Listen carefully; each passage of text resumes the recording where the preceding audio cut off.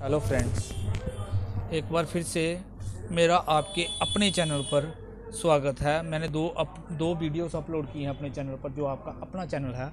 उसमें मैंने आपको बताया था कि हमने एक चैनल बनाया है, इसलिए बनाया है कि कुछ बच्चे जो मैथ से उनको डर लगता है, तो उसके लिए कि एक ऑप्शन के थ्रू ही हम क्वेश्चन को सोल्व कर देंगे और ज़्यादा से ज़्यादा ट्रिकी अप्रोच के साथ मैथ को सोल्व करेंगे। इवन कि मैथ ही नहीं, इसमें साइकोलॉजी, जीए, रीजनिंग और एसएसटी की भी हम यहाँ पर वीडियोस प्रोवाइड करेंगे।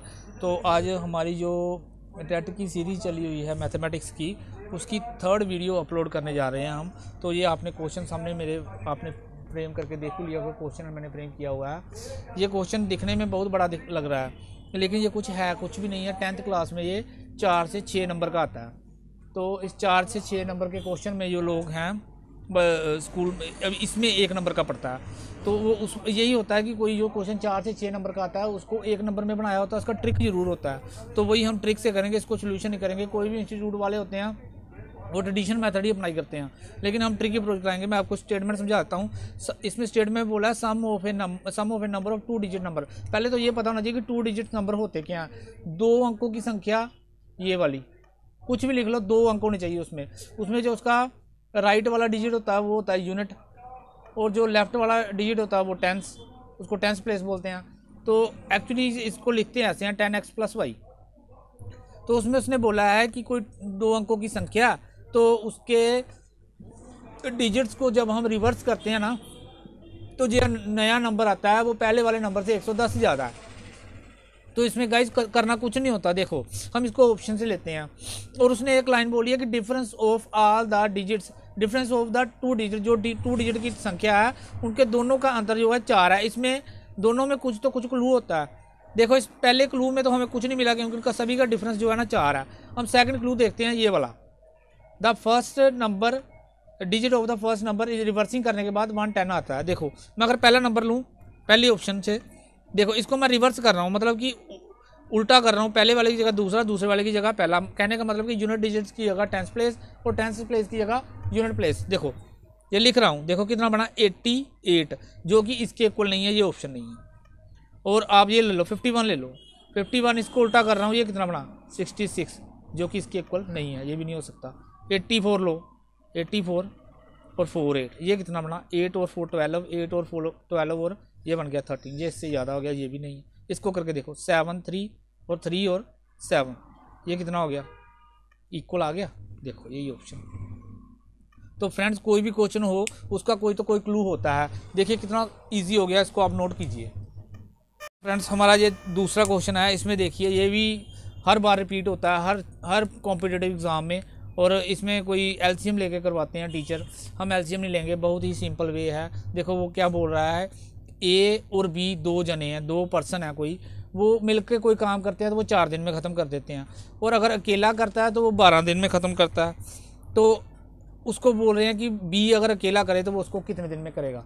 देखिए, हमने इसको कुछ नहीं करना होता, जितने पर्सनस हैं ए और बी है, तो ये देखिए जो ये क्वांटिटी दी हुई है ना मैथमेटिक्स में, इसको क्या करना होता है हमने, अगर एक का दिया और एक का निकालना, तो टोटल दिया हुआ वर्क, ये माइंड में कंसेप्ट याद रखना, टोटल दिया हुआ है और एक का निकालना और एक का दिया हुआ है। तो हमने क्या करना, जो टोटल बड़ा है उसको लिखना है, ठीक है।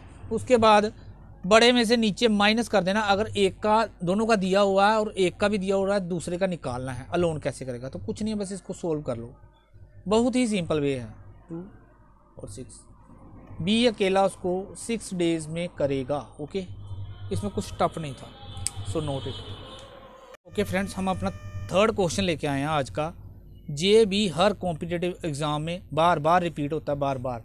तो इसका क्या है कि कोई भी इंस्टीट्यूट वाले टीचर हैं जो भी है, वो एक फार्मूला लिख के देते हैं कि इसको फार्मूले को रट लो, तो उसमें वैल्यू भरो, ये करो वो करो। इसको भी हम ऑप्शन के साथ करेंगे। देखिए इसमें है क्या, मैं आपको समझा देता हूँ हिंदी में, कि कोई 2 टर्म्स हैं, उनका HCF भी दिया हुआ है और LCM भी दिया हुआ है, और उनमें से एक नंबर दिया हुआ कोई भी मान लो, और दूसरा पता करना है। इसी तरह से इस क्वेश्चन को घुमा भी सकता वो, कि 2 नंबर दे देगा, उसमें से एक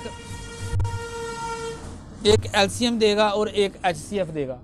एक 2 नंबर देगा, एक एलसीएम देगा और एक एचसीएफ निकालने के लिए बोलेगा। अगर एचसीएफ दे देगा तो एलसीएम निकालने के लिए बोलेगा। फॉर्म इसका तरीका सभी का सेम निकलेगा। इसको सेम करना कैसे, देखिए आपने लिखना क्या होता है, एचसीएफ लिख देंगे, उसके साथ मल्टीप्लाई डाल के एलसीएम लिख देंगे, इक्वल टू फर्स्ट नंबर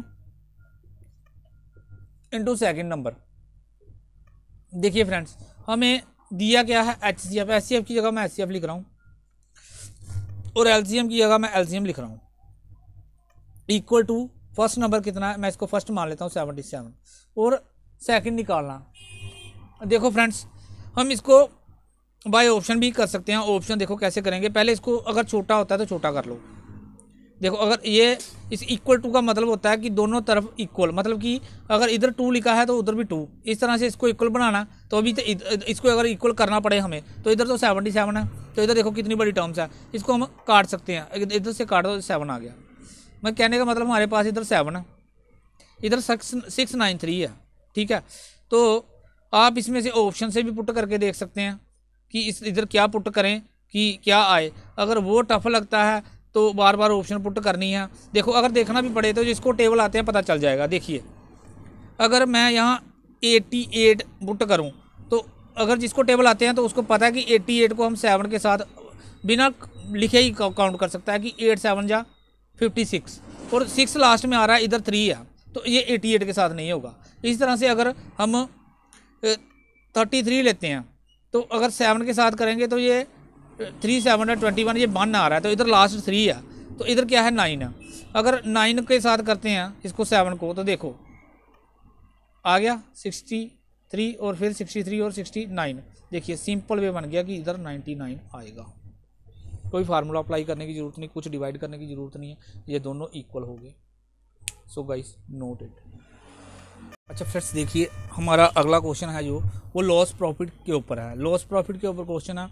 वो सबसे पहले तो जब कोई इंस्टीट्यूट वाले या टीचर करवाते हैं क्वेश्चन, तो वो ट्रेडिशनल मेथड ही अप्लाई करते हैं। पहले चार्ट बना के दे देंगे स्टूडेंट को, जाते ही कोई प्रॉफिट लॉस वाला चैप्टर शुरू करेंगे तो पहले वो उसको फार्मूलास लिखवा देंगे। लॉस प्रॉफिट ये होता है, इसका फार्मूला याद कर लो, सीपी का ये होता है, एसपी ये होता है, बहुत बड़ा बन जाता है। लेकिन हम इसको क्वेश्चन को भी मैं आपको विद ऑप्शन के साथ करके बताऊँगा। देखिए वो बोल रहा है कोई आदमी है, उसने एक साइकिल बेची है 935 रुपीज़ की। ठीक है, तो उसको 10% जो है प्रॉफिट हुआ। ठीक है, तो at how much amount did he purchase, उसका उसने सीपी पूछ लिया। ये तो इतना तो लिख सकते हैं ना हम कि उसका कॉस्ट प्राइस पूछा उसने। ठीक है, कॉस्ट प्राइस का हम कोई फार्मूला नहीं लगाने वाले, जो एसपी अपॉन ये वो हम नहीं लिखेंगे। ठीक है, या प्रॉफिट अपॉन सीपी इंटू वगैरह वो नहीं लिखेंगे। देखिए उसकी, देखिए अगर उसने इतने रुपए की बेची है तो उसको 10% प्रॉफिट हुआ। ठीक है, तो उसका सीपी निकालना, तो उसका जो सीपी होगा उसके एसपी से कम ही होगा। ये बात तो बच्चे को भी पता होती है कि अगर सीपी बड़ा है एसपी से तो उसको क्या होगा, लॉस हो जाएगा। ठीक है, तो अगर एसपी बड़ा है सीपी से तो उसको हो जाएगा प्रॉफिट। ठीक है, तो यहाँ पे देखो क्या है, उसने बोला है उसका एसपी 935 है। तो देखिए सीपी निकालना, अगर हम सीपी 945 लेंगे, सीपी 945 लेंगे तो जो एसपी से जो हो गया बड़ा, तो इसलिए इसका ये आंसर नहीं हो सकता, क्योंकि सीपी एसपी से बड़ा होगा तो लॉस होगी। और इधर हम अगर ये नहीं हुआ तो ये कैसे हो जाएगा, ये उससे भी बड़ा, ये भी नहीं होगा। अब बारी है इन दोनों की। मैं पहले इसको ले लेता हूँ। देखो उसने बोला उसने बेचा और उसको 10% का प्रॉफिट हुआ, ये उसका सीपी है। ये मैंने आपको कल भी 10% निकालना बताया था कि 10% कैसे निकालते हैं, शॉर्ट ट्रिक।